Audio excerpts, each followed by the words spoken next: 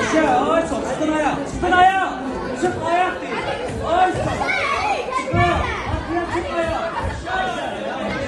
Bir şey yoktur. Arkaya çık ayağı bulursun. Seleş mi? Bitti. Ha, elinden doğru kimi sol ayağı. Ha, in ayağı, sıkın ayağı. Sol yok, sağ. Yerimi değiş, fırlat.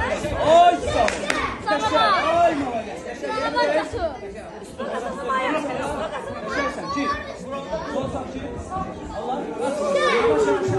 Ci, yaşa sağ, ayağı oyma olacak. Bir tane daha ayak. Geri bir değiş. Ay sol. Ayak, ayak, ayak. Eşit göster. Ay sol. Bir daha. Sırası. Yaşa. Yumruk ayağı. Oo.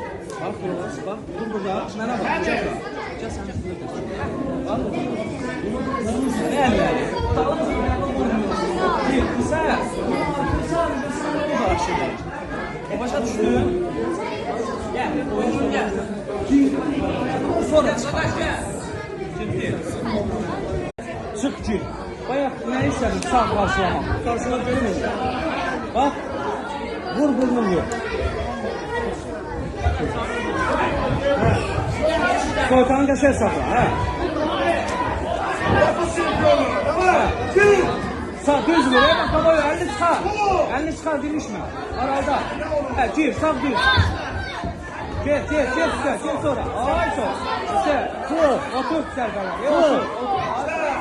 Ha, gir sağ düz. Sağ düz. Ay sol. Ayak.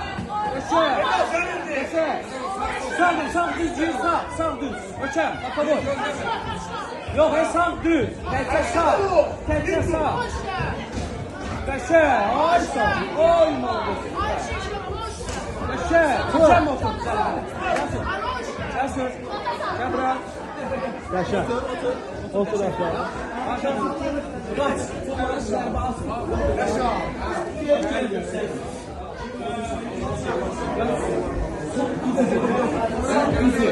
Sağ düz değil ama sol sağ.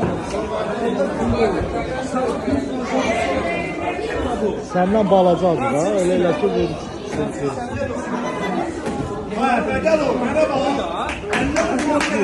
Baba dur.